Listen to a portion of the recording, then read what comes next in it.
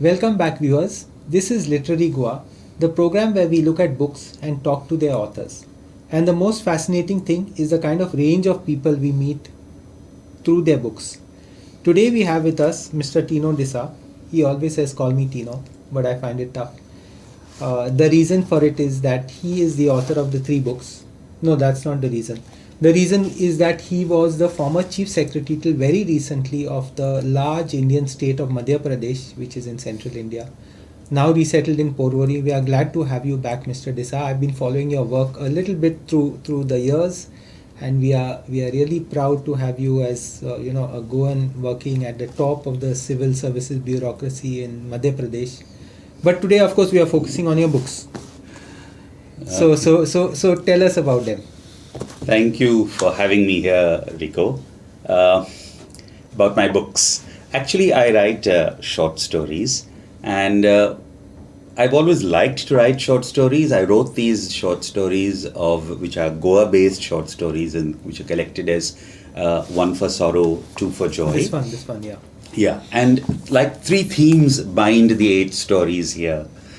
One is the nursery rhyme, 1 for sorrow, 2 for joy, 3 for girl, 4 for boy. So like each story, one deals with sorrow and joy, one deals with boys and girls, one deals with silver and gold, one deals with food, and one deals with a secret not to be told, that kind of thing. So the nursery rhyme binds these 8 stories, and also in each of these stories, the chief character is a woman.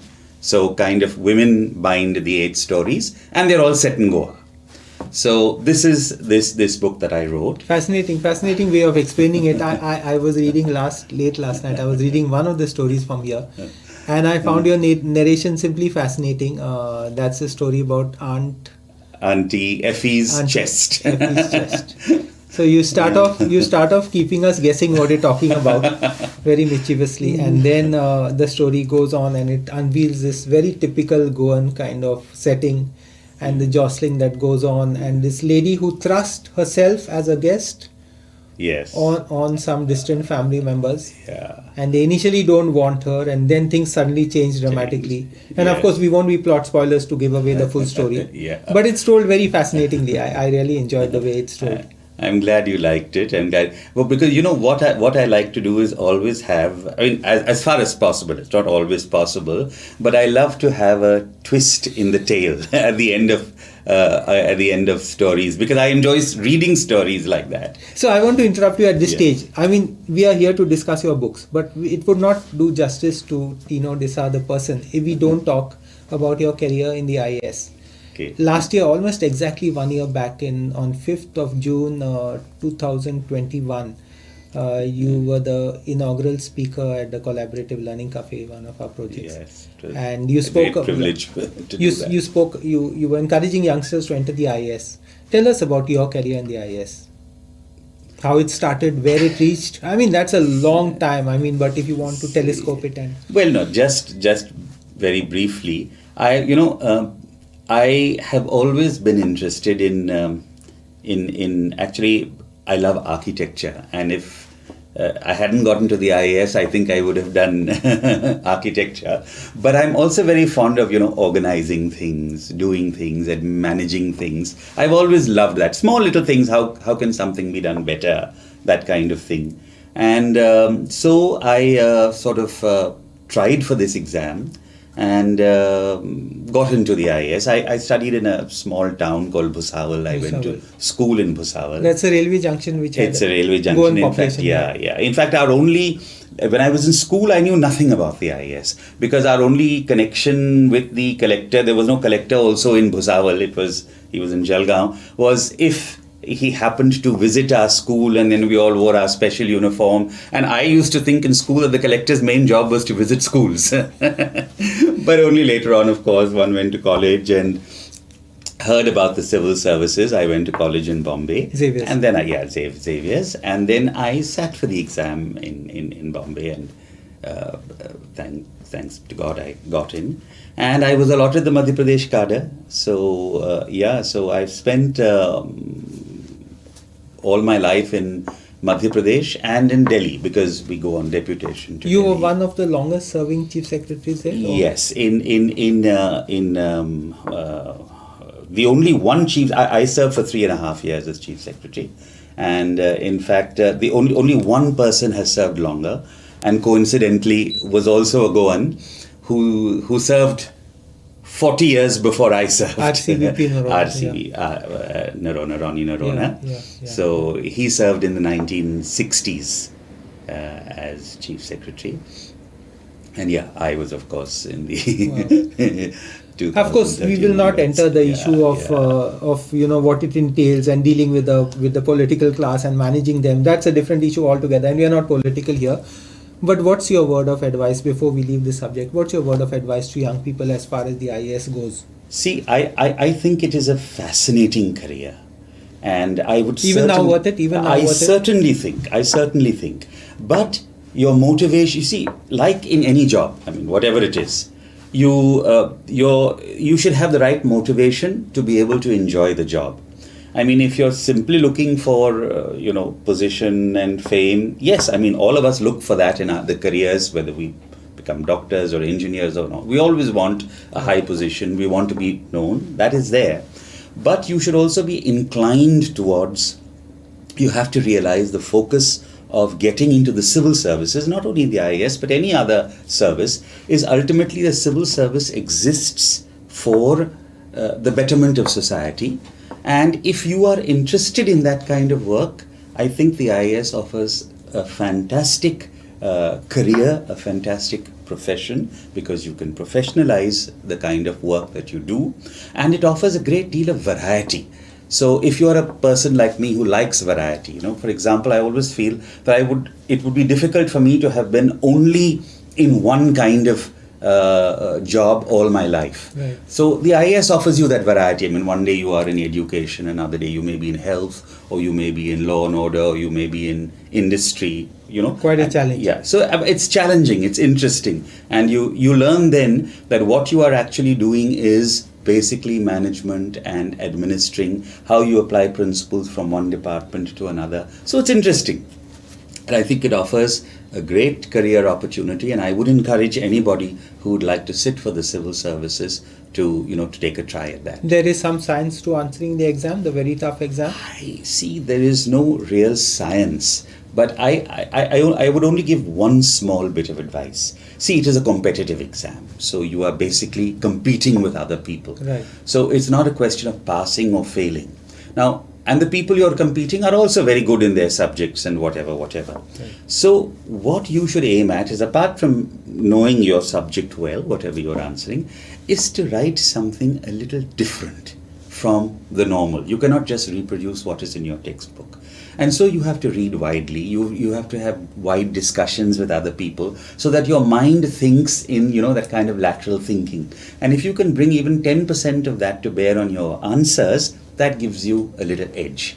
I feel that is the trick to shining out when you have 10 million people sitting for the initial exam, and then 1 million people sitting for that. Ultimately, and you have to come in the top 100, so you have to show something different from others. The numbers are huge, but no reason to not give at up. all, not, because many of them just sit for the sake of sitting. If you're serious, numbers should not worry you. So that's a good bridge to discuss the next issue, which is your entry into writing, the short story competitions. Tell us about that. How did it start? Where did it start? Who encouraged you at the earlier stage? See, I have always loved writing. I love writing, and I remember I had a bit of a thrill, because when I was in the 5th standard or 6th standard, something like that, I went on a school tour to Rajasthan, to Ajmer and Jaipur, out of the school.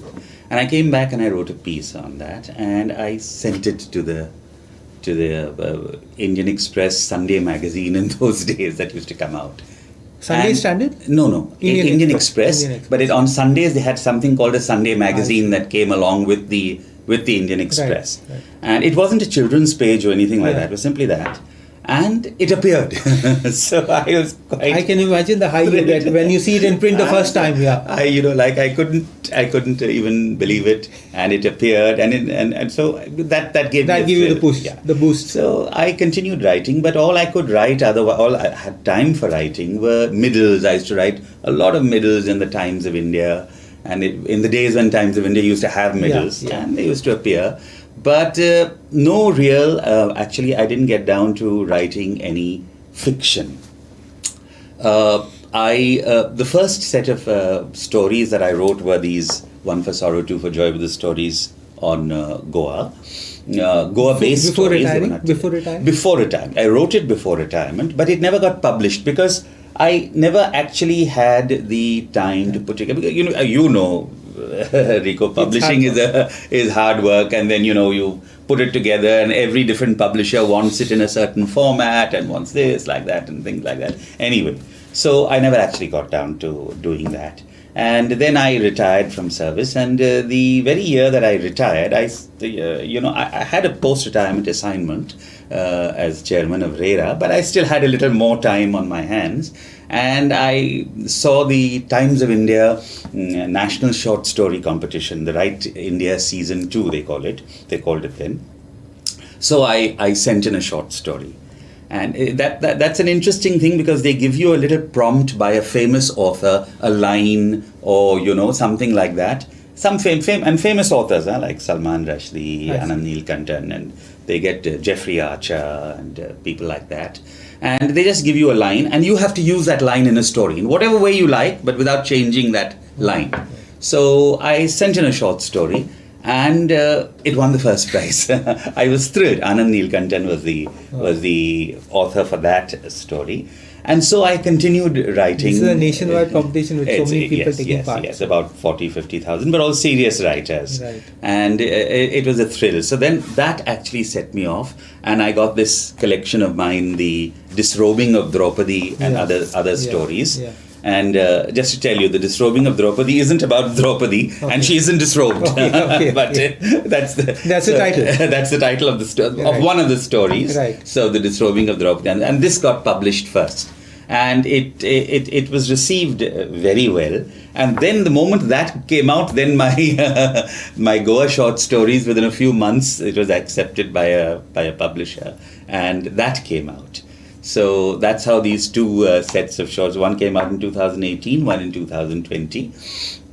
And then last year, I wrote a little novel for young readers, for older children, called The Curious Case of the Nandikot Nawab.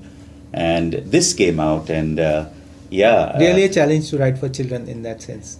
It is actually, Rico. In fact, I think that writing for children is in many ways more challenging than writing for adults because of 2-3 things. One thing is you've got to tread that fine line between using language that is too elementary or language that would send your young readers to the dictionary every now and then. Right. And the second aspect is that for children, your book has to be somewhat of a page turner, because adults persevere.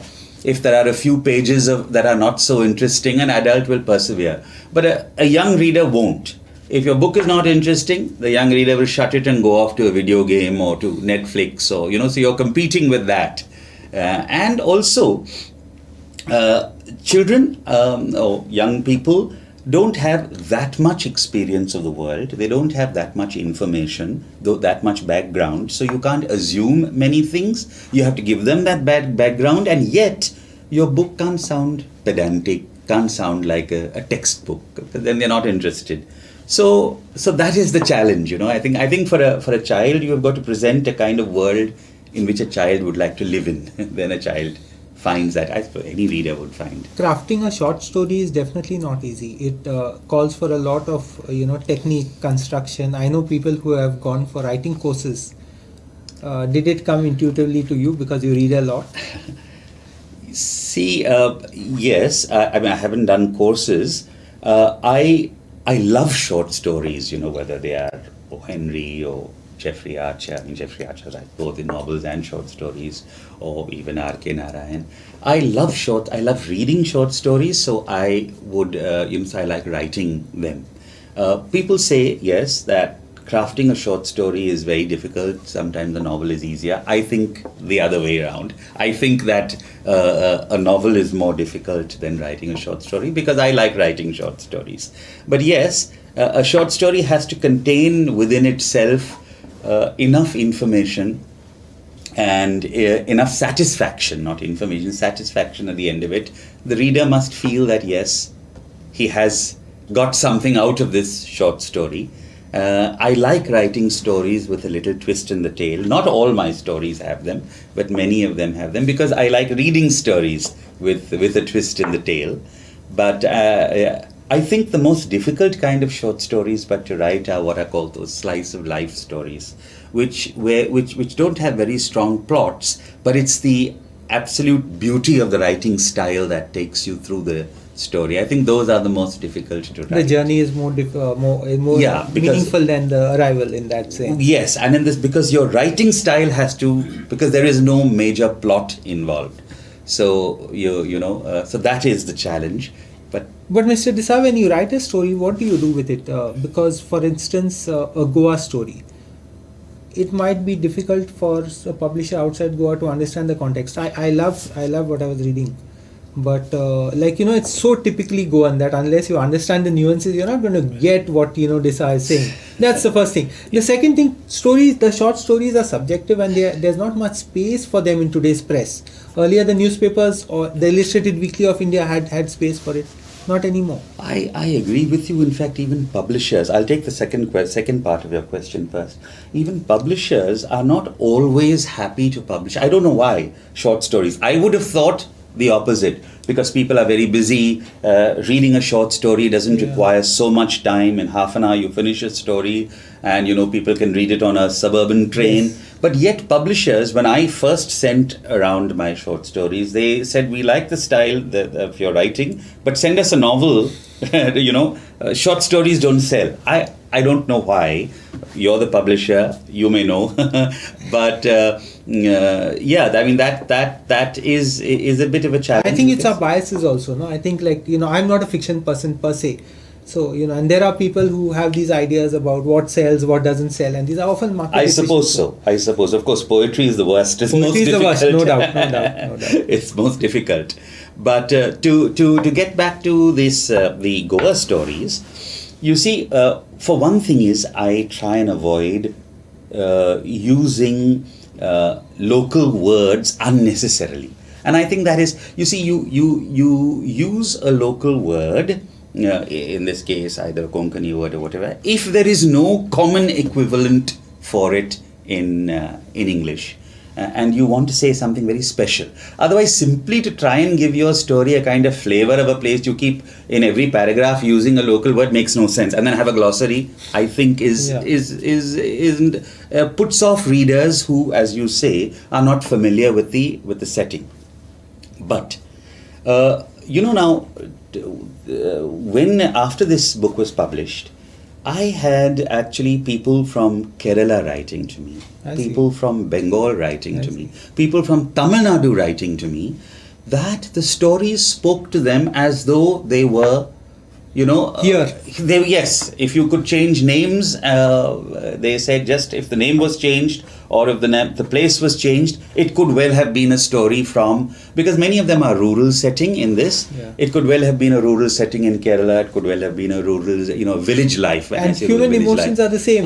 Same everywhere. So I think these appeal. And for us, for example, now, when we read a story set in Spain or we read a story set in France, it still appeals to us. I mean, whatever you read of even Guy de Maupassant, not that they appeal only to the French, right. In translation they are so appealing.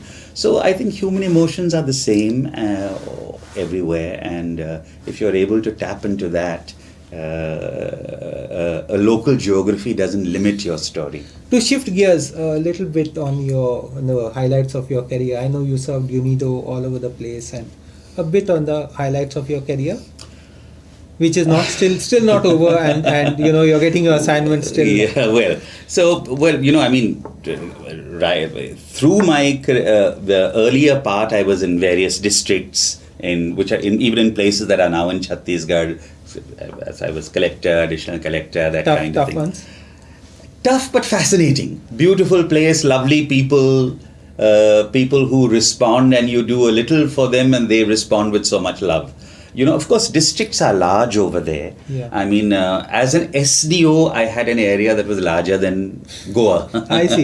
Because Madhya Pradesh is a large state. True. And, each district, the small districts of Madhya Pradesh would be at least 3 or 4 times the size of Goa. Wow. The large districts, one district that I was in the former, which is now Chhattisgarh, and Bilaspur district, before it was now 4 districts, that time it was 1 district, is as large as the state of Kerala, actually. Oh, wow. Huge districts in Madhya Pradesh. But beautiful place, lot of jungles, tribal areas. If I could interrupt, lovely. the story is that RCVP Noronha, the other chief secretary, no relation of mine, of course, he chose this posting because of his love for shikar, wildlife photography, all these kind of Yes, in the days when shikar was legal, he was a great shikari. Then he became a conservationist. Central provinces and Iraq. Because Madhya Pradesh has beautiful forests, huge tracts of forests, lovely tiger reserves, lovely things. Dom Morais, the other Goan connection, Dom Morais has written a book. Dom Morais has written a book, Answered by Flutes, about Madhya Pradesh. Yeah, it was a story about Madhya Pradesh. Any other Goan connections there? Madhya Pradesh, I would say not really. I haven't come across... Except railway towns, maybe Jhansi and... Jhansi, Jabalpur. Jabalpur has a bit of a smaller Goan community.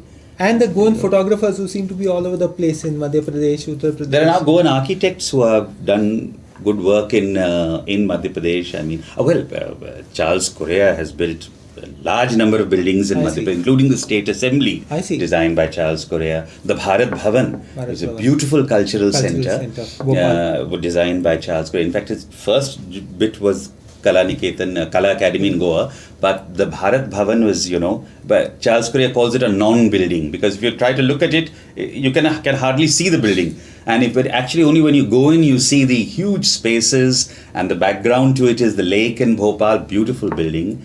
And then he designed another building, which the Habitat Center in Delhi is a copy of that building, but Charles Correa designed it, the Paryavas Bhavan, in Bhopal, 3 major buildings. So many interesting things, so you can't blame me for veiling your answer, but the question was about your career, and you need to... So anyway, then later on, of course, then I became housing commissioner. Then I went to Delhi, and in Delhi I have served in different ministries, in the Ministry of Commerce, where actually there I had the privilege of handling India's WTO negotiations, so all the WTO trade. And before that, when I was in the Environment Ministry, I was involved in negotiating the Biodiversity Convention, the Convention on Forests, the Convention on Climate Change.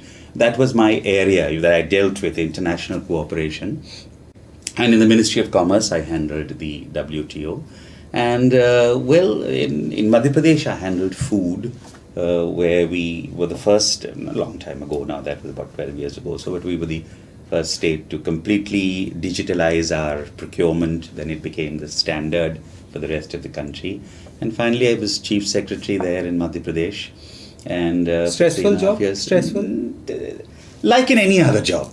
Other senior job? I think any other job anywhere. I would imagine a doctor who, if there's a pandemic going on, a doctor is under stress. If there's a war, a military man is under stress. So, that's part of the job. But also very enjoyable and very rewarding, I would say. Creative. Making a difference. Certainly creative. You feel you're making a difference. I have always felt that administration calls for a lot of creativity, a lot of innovation.